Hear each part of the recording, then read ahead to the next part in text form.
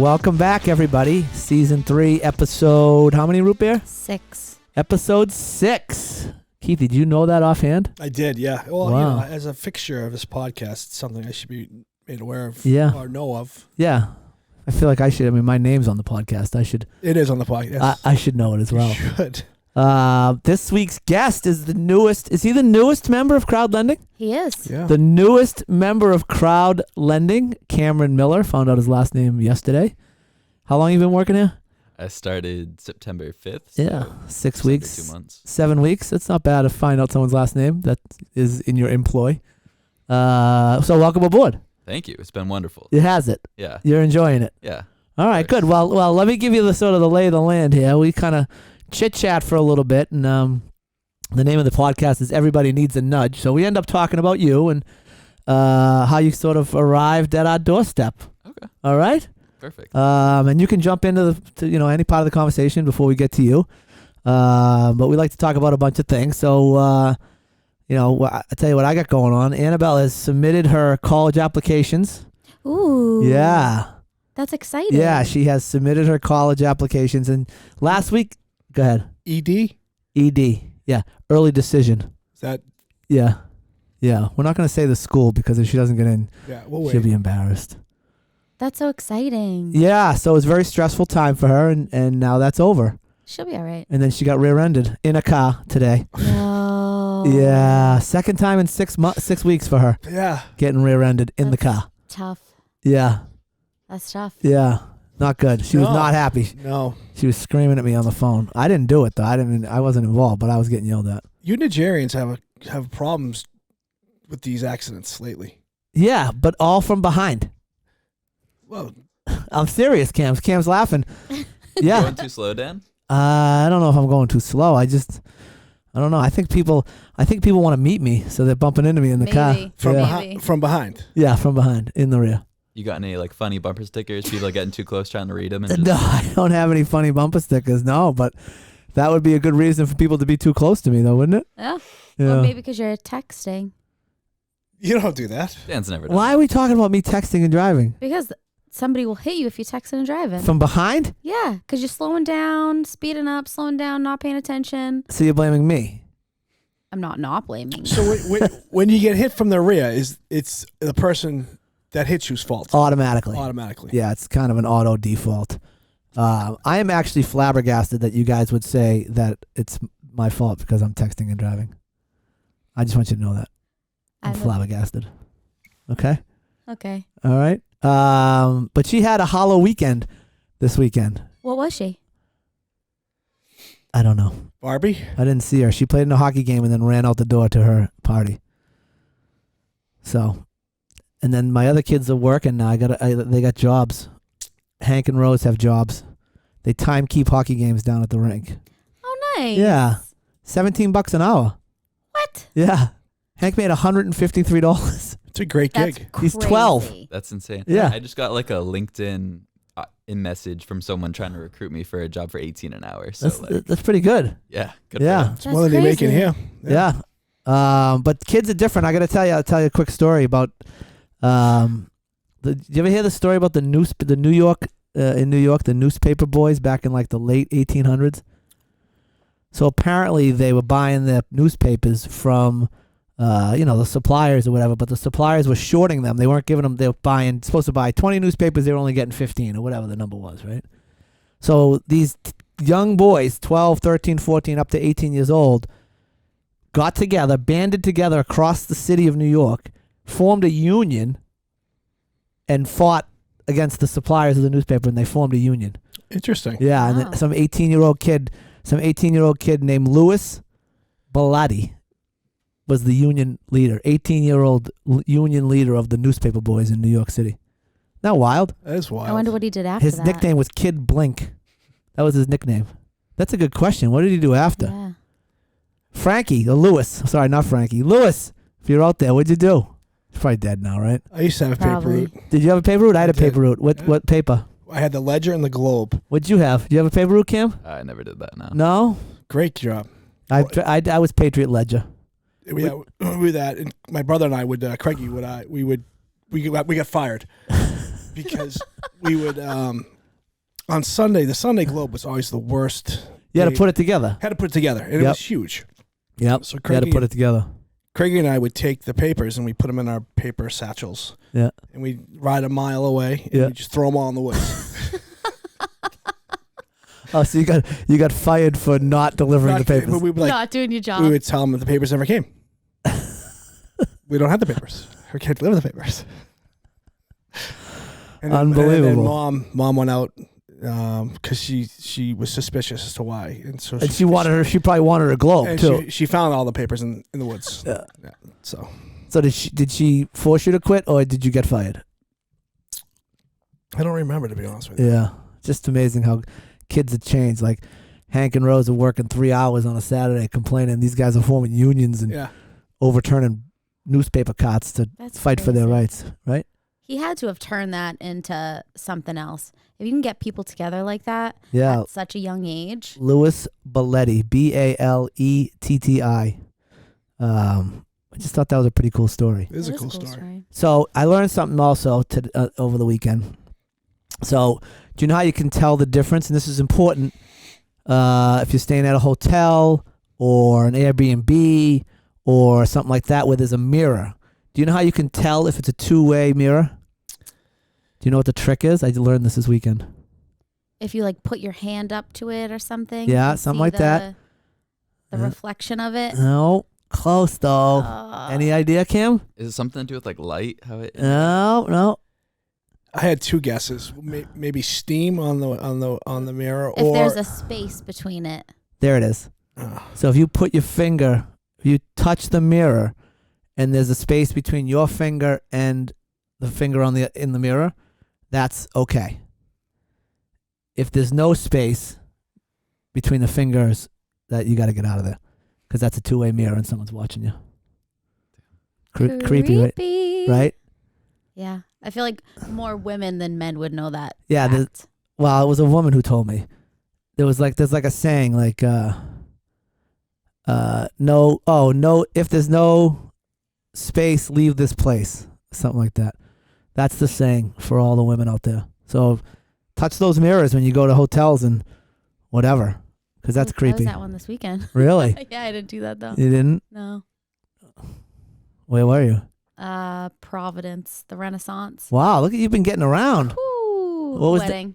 It was a wedding. Wow, Yeah. you're in that season. Yeah. What's up with Johnny Cops?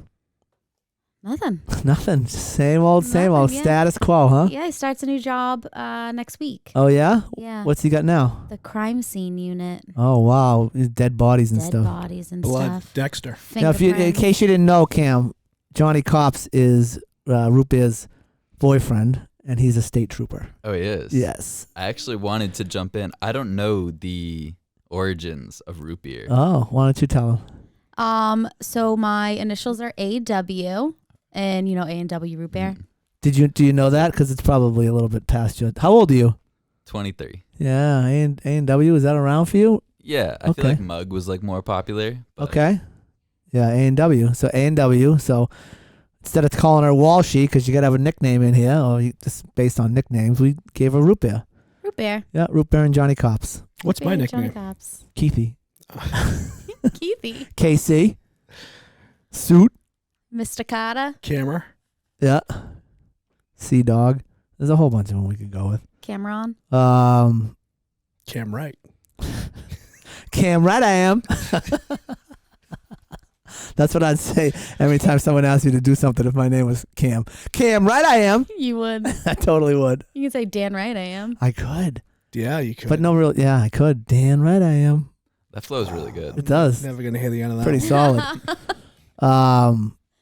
Oops. So big fall around here, right? So New England, lobsters. Halloween. Oh, I'm sorry. I didn't mean to interrupt you. Go That's ahead. right. Halloween. I got No, some no, Halloween no. stuff. You want to hear a No. Halloween story? You were doing something, and I. Lobsters. Yeah, Yeah, I'm lobsters. sorry. Go ahead. Want to hear something about Did you know that did you know that lobsters used to be the food for poor and people that were in prison Yeah. and slaves?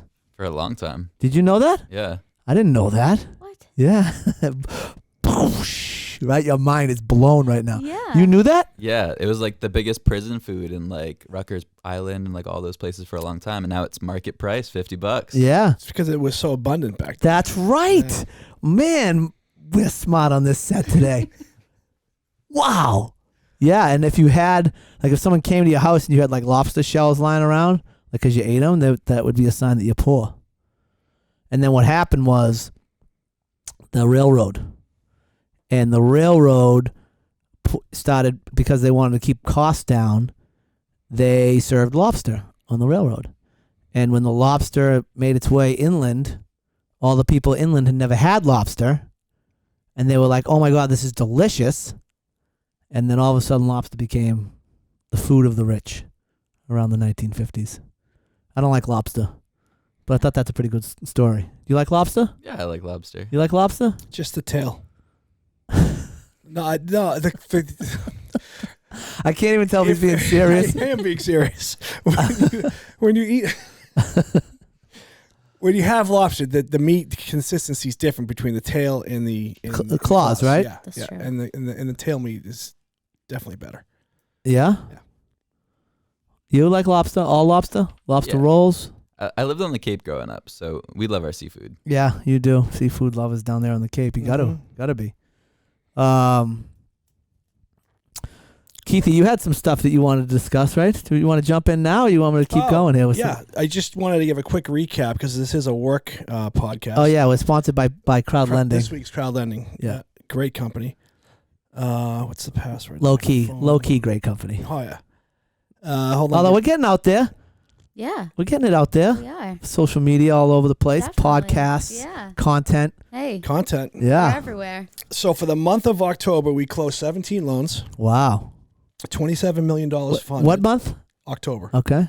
27 million funded. Wow, 27 million for the month. Yeah. That's a record month. Ooh. And then 12 million of that is with construction holdbacks. Okay. Those are great stats. That's a good month. Great stats. Yeah. Is that it? Yes. Okay. Well, for all your lending needs, you can call us here at Crowd Lending, and we'll be happy to help you out. We've got somebody in the construction department. We've got somebody in the accounting department. We've got something in the marketing department, and me over here. And I'm in all departments. And me over here. I'm in all the departments. So a lot of talk about, we got an election coming up, right? And we don't talk politics, right? But I wanted to highlight the difference between our presidents now and the presidents like back in the day. I'm a big history guy, Cam. Love my history. Love United States history, okay? So Teddy Roosevelt, everybody knows who Teddy Roosevelt is. He's president back in like early 1900s, like 1910, 1911, right around there. Well, apparently he got shot. Okay, did you know this story? Yeah, and he finished his Jesus speech. Christ, this guy Cam, I mean, coming right over the top on all my stories. Yeah, it's unbelievable, right? Yeah, he's top 5. Yeah, so he gets shot from like 5 feet away. You know, probably some old. What were the guns called back then? Like a- Muskets. No, Oh, It wasn't that far back. definitely wasn't a musket. Or maybe. We don't know how he got to a musket. Black powder. That's what they used in like the Revolutionary War, right? Yeah, only the whites of the eyes. Yeah. That's amazing. Yes, muskets. Yep. You and your 6 toes over there.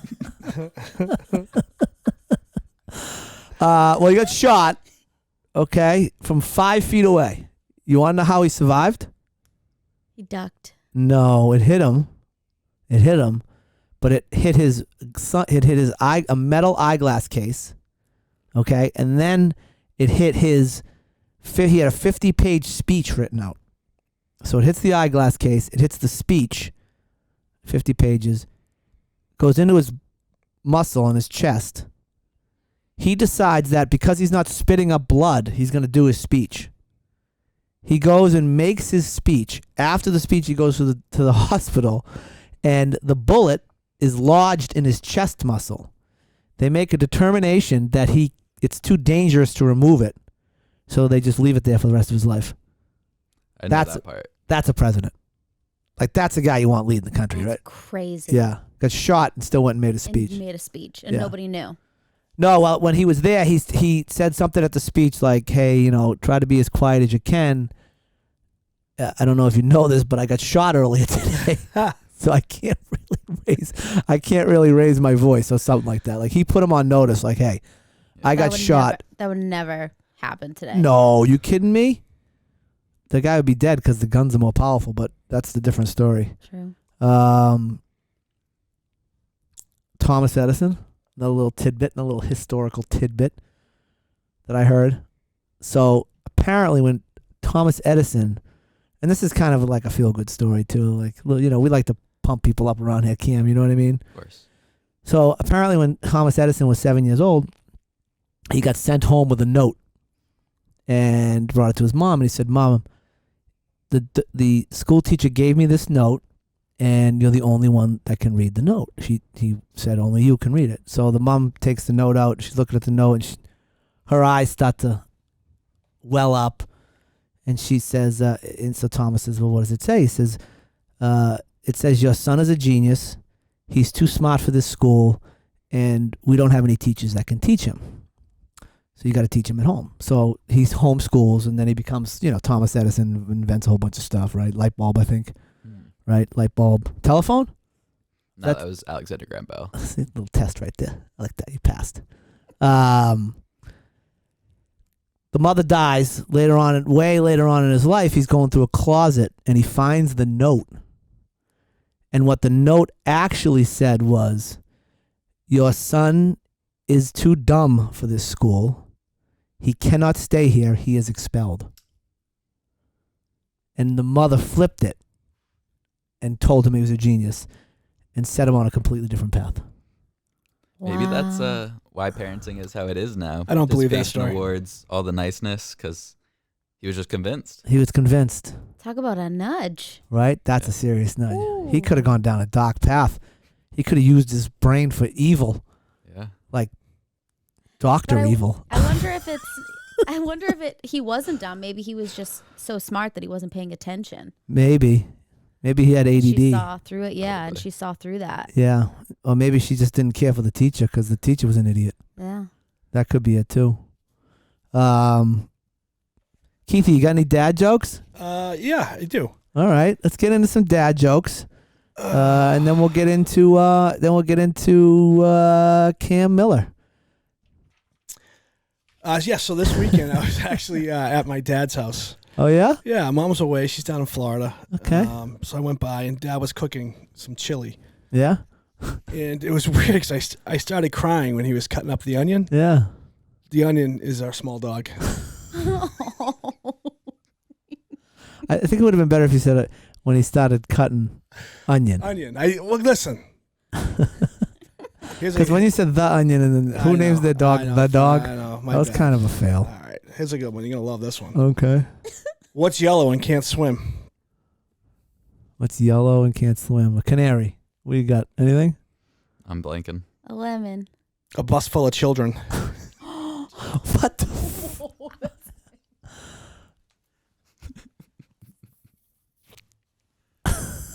That's so bad. I can't believe you just did that one. I can't believe it. Unbelievable. It's a dad joke. My dad told me that one. Oh my God. Did he really tell you that joke? He did. He did. That's good. Yeah, that's a good joke. Are you done? No? I got one more. That was low key one of the worst jokes I've ever heard in my life. I'll never forget. I'll never forget the last words my grandfather said when he died. Are you still holding the ladder?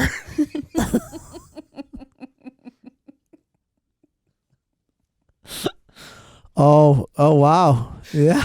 Okay. Keith went dark today. He did go dark. Happy Halloween. In every joke, someone died. Yeah. In every joke, someone died. The dog. The dog. Onion. Yeah. Poor onion. Poor onion got cut up, put in the beef stew or whatever he was making. Chili.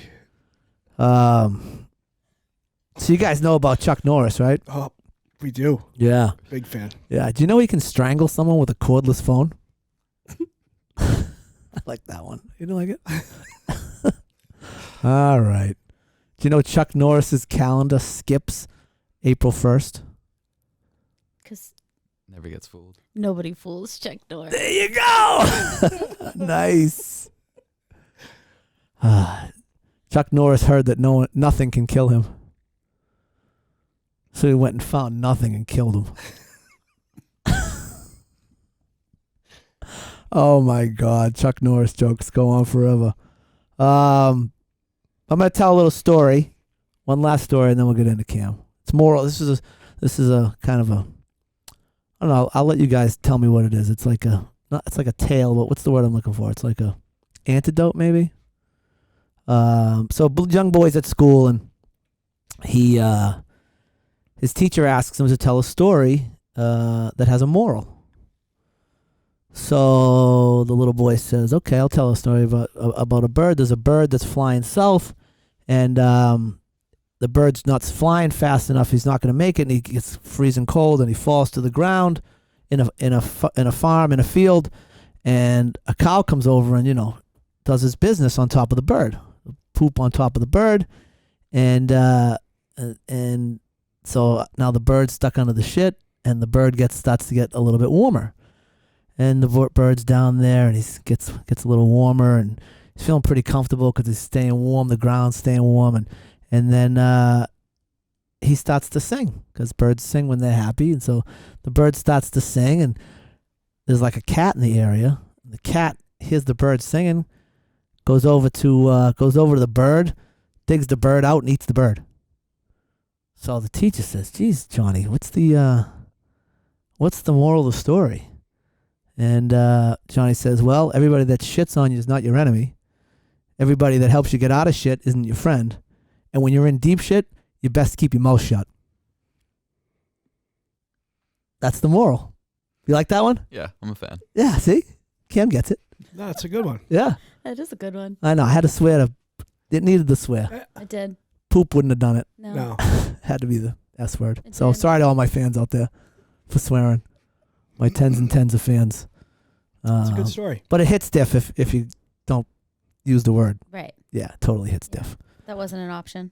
No. Stiff. Poop or shit. Yeah, you got to use the. Yeah. Okay. All right. All right. Well, let's get into Cam. Cam Miller from where? I'm kind of from all over, but I've always been in Mass. We bounced around a bunch when I was little. All right. So where were you born? What town were you born? I was born in Wareham. Okay. You know what they call Wareham High? Where am I? Right? I don't know. I didn't Yes, go they there. do. Kristen We'll Daly. go with it. You didn't go there? No. You had moved by that at that Yeah. point? Okay. all I right. don't think I ever lived in Wareham. Maybe for like a year. Okay, as a baby. Yeah. Did you have brothers and sisters? Yeah. So I have a full younger brother. He's 4.5 years younger than me. Okay. And I have a half sister. Okay. She's like 13 years younger than me. Wow. Yeah. So my dad remarried, had another kid. That's a big spread. Yeah. That's nice. I have 11 years between my brother and I. Okay. So, what's the spread between your oldest and youngest in your family? Because there's like 5 of you, right? Yeah, it's 10. We're all 2 years apart. Boom, boom, boom, boom, boom. Who's the oldest? Deirdre. Deirdre, and who's the youngest? Maeve. So there's 10 years between them. Yeah. Got it. Okay. So at some point you leave Wareham Yeah. and head where? Honestly, I couldn't even like track back like the towns I lived in. Really? Yeah. That much moving around? Yeah. It was like a couple times every couple of years we would bounce to a new spot, but it was all kind of like localized to Southeast Mass. Okay, so all kind of on the Cape-ish, or like that like New Yeah. Bedford, Fall River type area? Yeah, kind of mostly in the New Bedford Fall River area. I lived like on the Cape for like 3-4 years. Yeah. And then like my dad kind of lived out in like the Franklin area for a while. Okay. But yeah, my mom was kind of always around New Bedford. And what were you doing when as a kid? Were you playing sports? Were you playing music? What were you doing? Because I know Yeah. you like your music in here. We talk about music a little bit. Yeah, definitely music was a little bit later in life that I fell in love with it. When I was a kid, sports were like the be all end all. Really? Like, yeah. Okay, what sports? I was a really big baseball fan, and then I also was pretty big into football until pretty much Brady retired, and I kind of lost interest. Yeah. But yeah, growing up, it was definitely baseball, basketball, and hockey were like I was like an encyclopedia. So Like, you were a fan of those sports. Were you playing any sports? yeah, I played baseball, basketball, and football. Okay. Growing up. All right, and then you were like a you had the knowledge of all the teams. You knew the players. You knew the right. Stat Yeah. guy. Stat guy. That's the word I'm looking for. In like the 4th grade, me and like my closest friend in my class, during like our quiet 15 minutes after lunch, we would try to name every player on a certain team just off memory. Yeah. So I have like an old notebook of like us remembering all the players. Do and you still all have the teams. notebook? It's like buried in my room somewhere. Yeah. You don't lose that. Yeah. That's good Good memory. childhood memories. Yeah, that's a good memory. So what turned you on to sports like that? What was the nudge that turned you on to sports? I mean, my dad was always like an athlete. He played football at UMass Amherst. Okay. When they were 1AA, I believe. Yep. So he had always kind of pushed me into sports a little bit. I tried them all out, and it was kind of like, the thing you do when you're a kid. Yeah, you play You know, sports. You play soccer when you're really little, and then you kind of delve into the slightly more, I don't know, Manly sports. finely tuned sports, we'll say. Finely tuned. Soccer's a manly sport. It is. Yeah. I watched a soccer game on television over the weekend for like 15 minutes. I think it was like Man United or something and somebody else. Man Manchester. City. No, it wasn't. Did they play this weekend? Yeah, I it believe wasn't they did. that because I would recognize those two. These were two teams that I didn't really recognize, but they were playing in the Premier League, which I think is the big league over there. Yeah. There was every play someone got hurt. Every single play someone stayed on the ground like they got shot. And then they would show it and the guy barely got hit. Why do they do that? It's all theater. It's ruining a great sport. Yeah. I mean, it's the same in basketball. Like, I don't know if you watch the Celtics. I don't. So they had their season opener a couple nights back against the Knicks, and they're starting to implement like calling technical fouls on players for flopping, like pretending to get fouled. Yeah. And I feel like that's just making it even worse now because then it's just another stoppage and like more highlighting of the flopping Right. than just like ignoring it. Yeah. But I definitely think that like players should be fined for it because it takes away from the actual. You're not trying to get a bucket if you're flopping on the floor. I agree. And so anyway, soccer was a bit. So you played some soccer, but then you moved on to baseball and football Basketball. and Yeah. basketball. Now, where do you go to high school? So I went to high school at Aponequid. It's like a multi-town school in Lakeville, Mass. Okay. So what towns is that? Is that school still there? Yeah. Actually, my mom also went to high school there. Really? Yeah, so I had some of the same teachers as her, Wow. and it was kind of funny. Like one of my favorite teachers, because my mom obviously got married, changed her last name. Yeah. So they didn't know until like parent-teacher conferences, and my mom walks in like, "Erin, it's you?" And she 20 was years and later? she was the teacher. Yeah, Wow. Mrs. Tavares. Big shout out to her. She was a great teacher. There you go. A little nudge to Mrs. Tavares being one of your nudges. But that's wild. I don't know that I had anybody that would have been. I don't know that I know anybody that had that experience. Keithy? No. It's pretty wild. But it probably happens in a lot of small towns Yeah. Yeah, I'm sure it does. more than you think, right? If you're sticking around for long enough. I mean, teachers can be around for 40, 50 years. Yeah. So do you play any sports in high school? I played 1 year of football in high school. I played my sophomore year. Okay. Basically, my freshman year, we were like 1 or 2 games away from the state championship for D3. So then sophomore year, all my friends like, "You should play." And I'm like, "Oh, we're good. It'll be fun." Yeah. Like, I like the team sort of dynamic of things, so I never minded. I wasn't like the biggest fan of just playing football. Yeah. It's kind of a brutal season. Yep. So yeah, I decided to say screw it and played, and I didn't realize until after I started that we had lost our entire offensive line and our coach, who had a really good scheme. He went over to Wareham High, Okay. and they went from being the worst team in the division to being like one of the better teams. Right as soon out as he because of went this over. guy. Yeah, he ran a really good offense, and like you could kind of take advantage of being a little bit smaller and stuff. So Yeah. it worked out for a small school like mine. But yeah, we were horrible. We won like 3 games my sophomore year. I made it through the whole season. I didn't quit, but I was like, this is dreadful. Like I was telling one of the originators, I forget the kid from Worcester, Yeah, Matt. Matt. Yeah. He's a big football guy. Yeah, he played at Assumption, where Yeah. one of the kids who left after my freshman year, he actually played in college there as well. But yeah, I was telling him, like, after a game on Monday, our practice, based on how many points we lost by, we had to do a push-up, a sit-up, and like a burpee.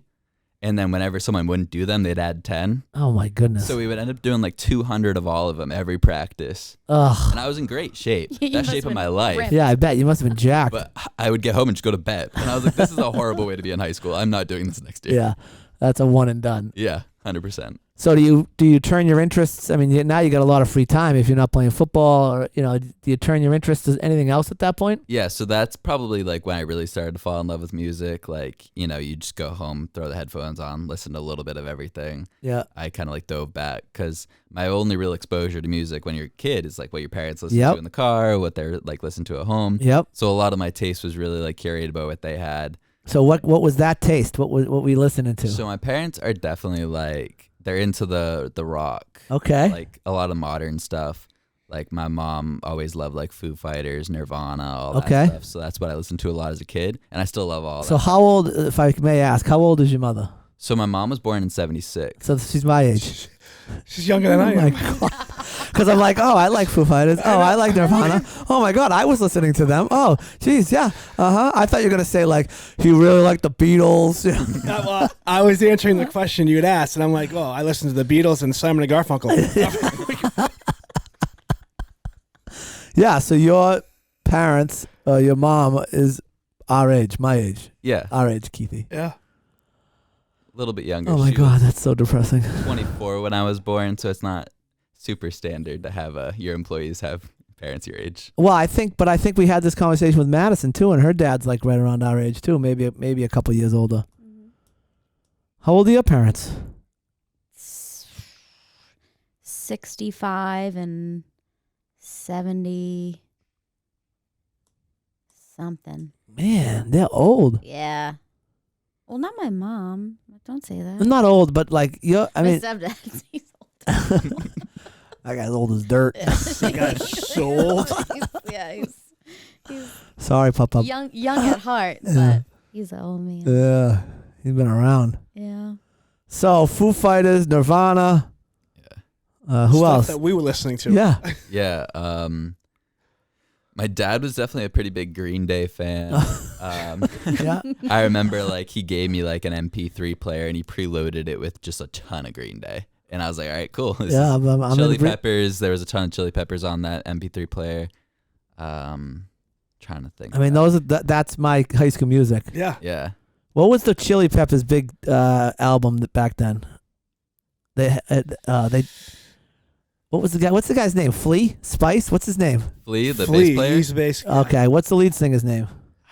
Oh, it was I'm You- picturing him, the long hair. Yeah. Always had his shirt off. Always had his shirt on. Great six pack. Yeah, ripped. Chicks digging him all over the place. What was his name? They had a great pepper spice sex something was the name of the album. Some of those words were definitely in there. I think you're right. Yeah, I am. Yeah. Pistol sex something. Yeah. Yeah. Although that's a band, right? The Sex Pistols was a group. Yeah, British group. Yeah. But What's the name of their album? Root beer.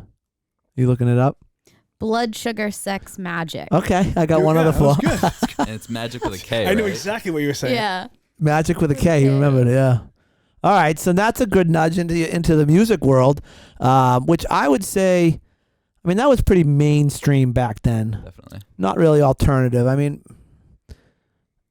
Chili Peppers maybe a little bit alternative, maybe Green Day a little bit alternative rock, but Still selling platinum records. So. yeah, I mean they were on the radio. They were on Kiss 108 back in the day for sure. Well, that's what the only thing that we could listen to was what was on the radio. We didn't have like Spotify, Apple Music. We didn't Pandora. have the opportunity to listen to new music. It was kind of just what was ever in front of us. Yeah. And it was kind of in like the dead zone of physical media too, because like CDs were starting to be pretty popular, but like I feel like we had CDs, but it wasn't like the same as like vinyl, where you have a real like palpable experience with it. It's like, Yeah, I mean the CDs. I remember having a 100 disc changer in college. Oh, that's cool. Yeah. That was cool. so Yeah. wait, this changer, like you could have all 100 in at the same time. Yeah, it was a big wheel, and you could have 100 in there. I think I had 5. And you remember the case? Yeah. You put your CDs in. Yeah. You'd put I numbered it like, oh, what's CD number 8, right? You're driving with your knee trying to find the next CD that you're going to pop Yeah. in. Yeah. Now that's like texting. Now that's the Yeah. text Right. finding the next song on Right. Pandora or Spotify or Apple Music. Right. All right. So you have a nice high school experience. It sounds like. Yeah, high school was cool. Yeah. Any besides Mrs. Tavares, any other teachers that really stuck out to you? Yeah, Mr. Rosa. All right. He basically at our high school we had this thing called DECA. I'm not sure if Duxbury does that as well. So you've heard of it at all? I haven't heard of it. So essentially, it's this sort of like mock business competition. Okay. So you go in and you're given like a piece of paper and it gives you a business scenario and there's a judge and you kind of have to do like a little role play, like how you would pitch handling this situation. Okay. And then there's also a written test that you would take. So Mr. Rosa was the one who kind of headed up DECA. So I spent a ton of time with him because I made it to nationals my senior year of high school. So we, did the little sort of like district tournament, which was in the Cape. Yep. And then we had states at the Prudential Center. Okay. And then we had nationals in Atlanta. Wow. So like me. So and who him, was we? Was it like a team or were you solo? I was solo, but some kids were in teams and we like all traveled together and this and that. It was probably like a group of 10 of us and a lot of like my close friends did it. So it was a really good time. That's neat. That's another nice thing to do through high school. And Mr. Rosa ran that program? Yeah, Mr. Rosa ran that, and then he was also the business teacher, so we did the accounting and all those classes. Got it. So when you went to nationals, was it just you and Mr. Rosa that went? No, so it was there's probably like 10 of us. Okay, so there was some Maybe other 12. teams that qualified. Yeah, so like one of my good friends, he qualified in his category, so he was solo too. Me and him ended up like having a room together at the hotel, which was gorgeous. I forget what the name of it was. It was like the Omni Center in Atlanta. It's really nice. Nice little experience. Yeah. What did you do for your skit for the finals? Skit. My skit. So the category. Forget it. What was the category? The category that I competed in was apparel and accessories marketing. Okay. So it was basically, marketing like clothing stores and things like that. Okay. I can't remember what my role play was at nationals. I remember I got like an 85 on it, and that wasn't good enough to like qualify for, tops or whatever at the nationals. I was a little mad about that. I wanted to get the trophy. I'm sure you did. Everybody wants a trophy. Yeah.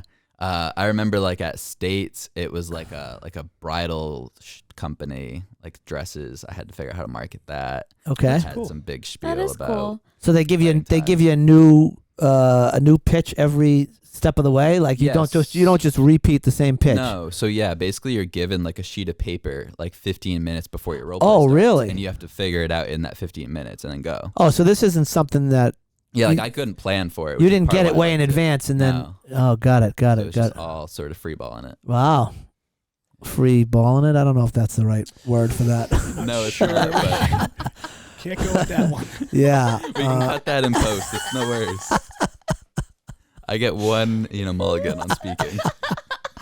You were doing great right up to then. Yeah. All right, so you go through that process, that's a great resume builder, right? And you end up going to college? Yeah. Where did you end up? So freshman year, I went for engineering. Where? At Wentworth Institute of Technology in Boston. Yeah.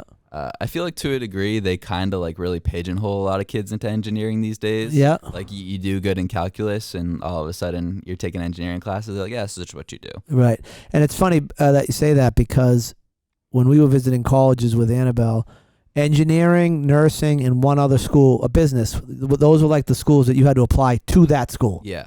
And you couldn't go to the college and for a year and then be like, oh, I want to do engineering and then try to transfer in. You had to know as an 18-year-old kid, I want to do engineering, I want to do nursing, or I want to do business. Right. Super regimented. Super regimented, and as a result of that, super competitive. Yeah, 100%. Right, because they only had so many spots. This is the experience that I've had.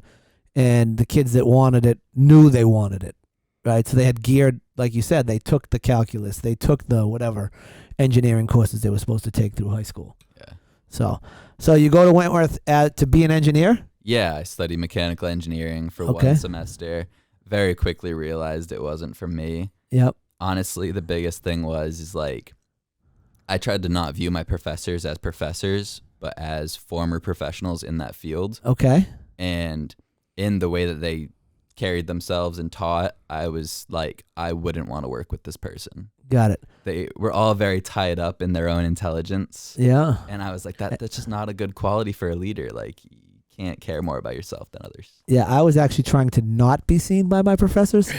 That's a little bit of a different way that we went. Never saw me. I didn't see them as anything but a but a hurdle to get over in order to go have fun. There was some of that second semester after I switched to business, but So you switched to business, but stay at Wentworth. yeah, I Did they give you any grief for trying to switch out of engineering?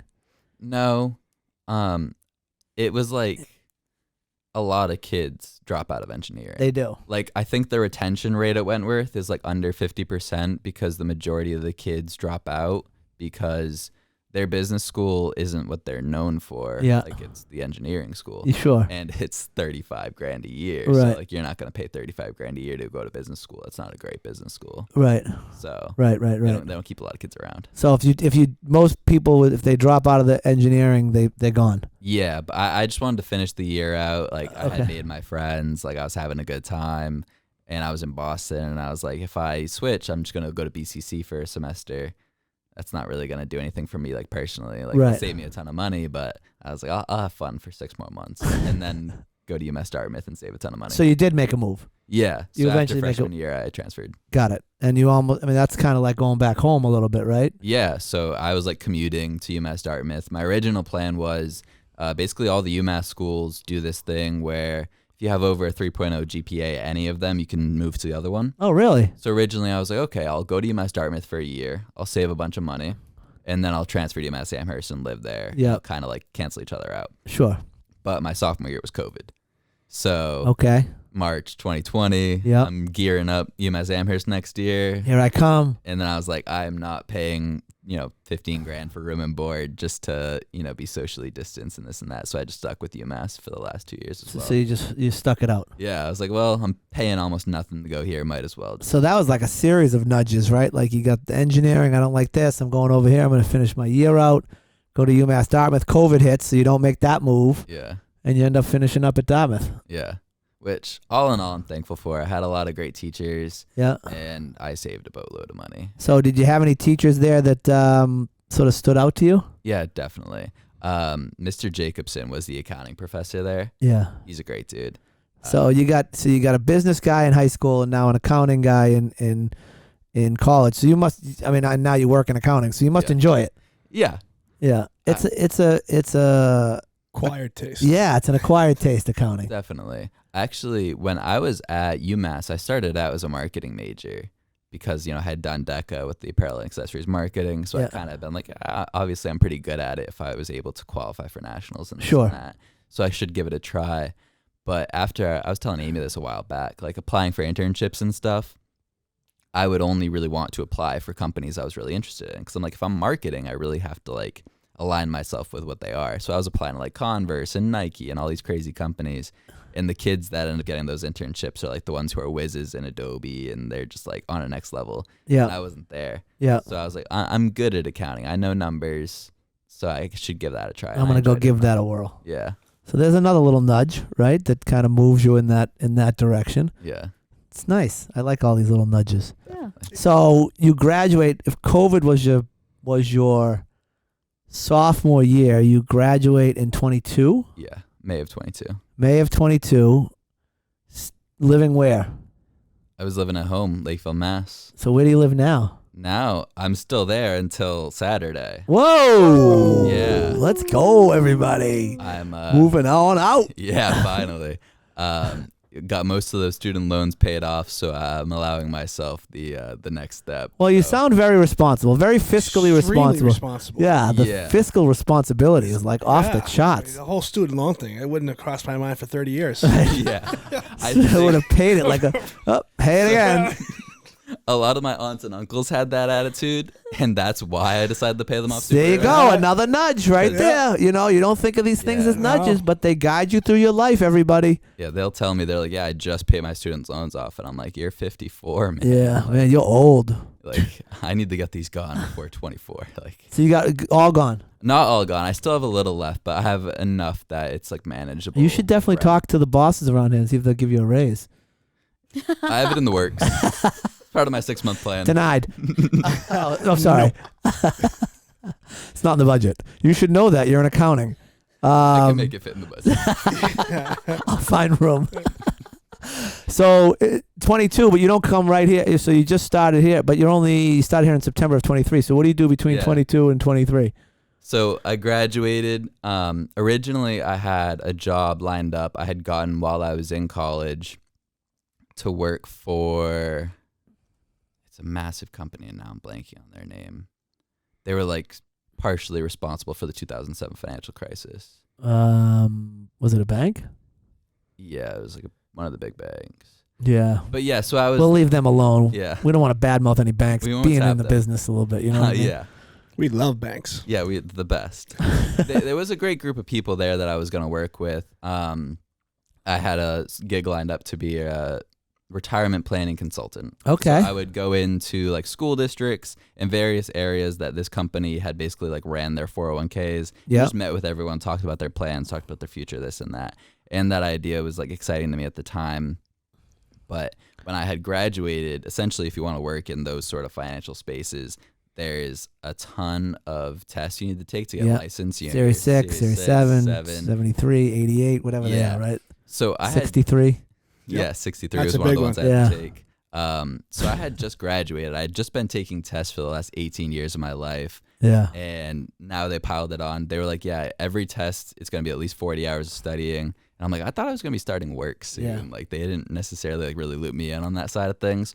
So I was like, you know what? I just need a break. I was so burnt out of school because like the online learning was kind of brutal. Like I didn't enjoy it. Yeah.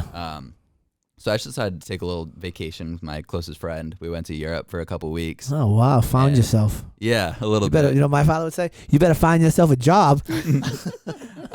Yeah, well, I actually did. So while I was out there, I finished up my interviews to work in recruiting for a company up in Boston. They basically did recruiting for like renewable energy companies. So I was going to be helping people in finance get jobs with these, up and coming, solar manufacturers, Sure. things like that. So that's what I ended up doing. I got home from Europe in August and started that job like the next day. And I did that for about 9 months. But the sales lifestyle definitely wasn't For me. you. And it was so much out of my control. Like when you're selling a product, it's just you, the product, and the buyer. Yeah. But when you're in recruiting, you're more or less selling a person's time. Right. So it's you, the buyer, but also this person who is the huge variable. Right. You may get all the way down the line to the 11th hour and they say, yeah, you know what? I'm out. Yeah, that actually happened to me. I got this guy. He was a nice guy. I got him a really great mergers and acquisitions manager job in Chicago, but he lived in Denver.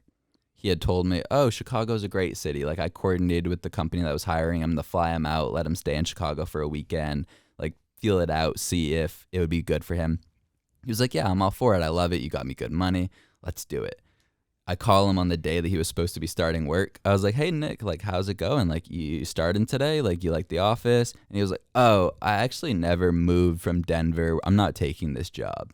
Ugh. And I was like, dude, that was a $10,000 commission check that you just cost me. Right. Like, And it was yeah, brutal. but And that was kind of like the nail in the coffin. that was the I one. like, this That is- was the nudge that moved you into Yeah. back into the market to Nick. Yeah.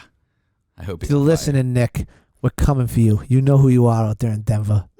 We're coming for you, Keithy. Yeah, what comment? I'd be afraid. So, I have to ask, what did your buddy do when he came back from Europe? Like, what's he doing? Is this the same buddy that you've been talking about all along? Yeah, he's been like my best friend since we were like 10. Okay. Because I had moved to that school district, and he was like one of the first friends I made. He was on my bus. Yeah. He's been rolling ever since. Rolling together. We're rolling on that bus, and we're rolling in Europe, and we're still rolling together. Yeah. Is he the one that just got the new car? No, that's one of my other good friends. All right. Okay. He just got the 4Runner. Yeah. Took her for a spin last week, 2 weekends ago. 2 weekends ago. That was nice. I'm kind of jealous. They both have like big SUVs, and I still have my tiny little Honda Accord. Yeah. I, like, kinda You're gonna wanna want buy that. it. Better for Quincy. gas. It's better for gas. It is a lot better for gas. Yeah. You'll want that to park in Quincy. Are you moving to Yeah. Quincy? Yeah, so the apartment I got, Sick. it's in Quincy, 10 minutes away, right in Wollaston. Your whole So, life's coming together. Yeah. All right, so I got to ask a question because you said something that stuck with me. You said, when you were in marketing, whatever, you only wanted to work for companies that you sort of aligned with. So I have to ask, like, you took a job at Crowd Lending, must have felt like it aligned with what you were thinking about. So why was that? Definitely. So I've always had like an interest in real estate.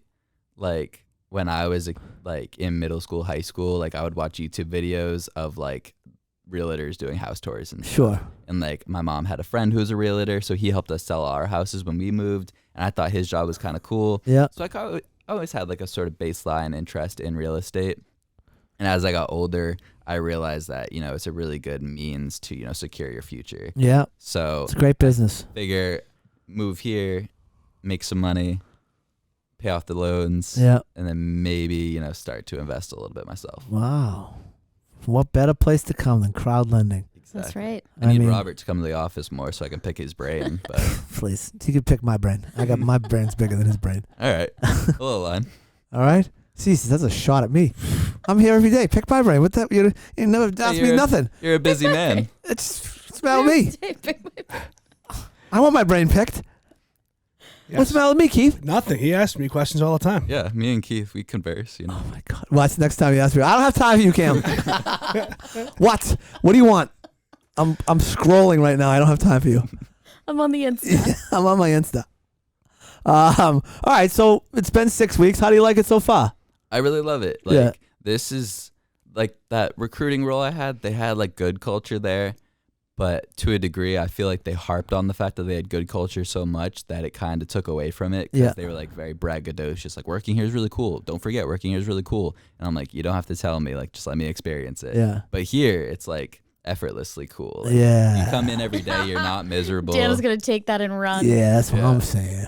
What's up now? Effortlessly cool. How cool are you? I'm effortlessly cool. That's how cool I am. That'll be your new email signature. Oh my God! What an amazing thing to say. We might have to change the name of the podcast. So, I think so. What I'll say is, I feel like our coolness, if you want to call that, is organic. It's not forced. It's not. It's just people being who they are, and for the good, the bad, and indifferent. So I think it works out. Yeah, definitely. Why are you looking at me? And we're very young. Yeah. We're very young, with the exception of us two old guys and Chris. Chris. Well, I mean, if this was just like a Zoom office and you guys were just little people on my computer, I wouldn't be able to guess how old you are. You guys act very young. I It's not- appreciate it. Wow. Ooh, not baby. like Kim. Uber. He's trying to work that Yeah. raise. Kim. Get 6 this month boy plan. a raise. Someone's getting a Christmas bump. Oh, yeah. This is the fastest raise we've ever given at Crowd Lending. 6 weeks in. You get go. a raise. You get a raise. So last question. Why is there words on your sneaker? What's the story behind the sneakers? These are a pair of Brain Dead Converse. Okay. Brain Dead is like a streetwear brand based out in LA. Honestly, I don't know anything about the words. I just like the loud little prints. I don't know if the cameras are really picking them up, but Those are fresh. Yeah. they say to see and be seen as far as the eye can see, who controls the controlman. Who controls the control? Sounds like deep. a conspiracy. I Yeah. bought these my senior year of high school, so we just finished reading like George Orwell, like, you know, your 1984, and I was like, Yeah. oh yeah, it works. Yeah. I'm going to buy these shoes. Yeah. You should get I a like pair of 'em. those, Danny. You Yeah, look they good in fit. They're those. definitely you're right up my alley. We They gotta go get some, great with my golf pants. Yeah, really, Matching Converse in the office. really Yeah. good with your black pants. Oh God. Well, Cam, we appreciate you coming on. I'm glad we did, because what I like about this show is no matter whether I know someone for a long, long time or not that long, I always learn something new about them. I feel like Keith feels the same way. We learned a lot about you today, which is good. You know, I think that we're glad to have you aboard, and hope you stick around long enough to realize your dreams in real estate. Because you know what, you can just pick my brain anytime you want, and I'll just, you know, espouse a whole bunch of information upon you. Perfect. Okay. So before we go, I have my one little. You know, we got our closing quote, I guess we'll call it these Closing days. quote. It's not really a quote. It's more of a life lesson, Keithy. Okay, Cam, little life lesson here. If Robert has any of these life lessons in his little bonnet, because I have them all over the place. Okay. So it goes like this. Don't blame anyone. Good people give you happiness. Bad people give you lessons. And the best people give you memories. Yeah. It's a good I bit to love end on. that. Right? So don't blame anybody, you know, just everybody comes into your life for a reason, Mm-hmm. you know? Know what I'm saying, Root Beer? A reason, a season, or a lifetime? Oh, Whoa. Whoa. hey now. Jeez. Okay. And on that note, we'll wrap it up. Keithy, as always. Yes, Danny. Cam, thanks for coming on. Thanks for having me. It was wonderful. Root beer, fantastic. Happy Halloween. Oh, happy Halloween, everybody. Get out there and have some fun with the kids. Let's put the Christmas decorations up. Yep. Yeah, Next week. and if anybody has any questions or need anything, don't call Robert Nichols. Call me because everybody needs a nudge. See you later. Bye. Good job, buddy.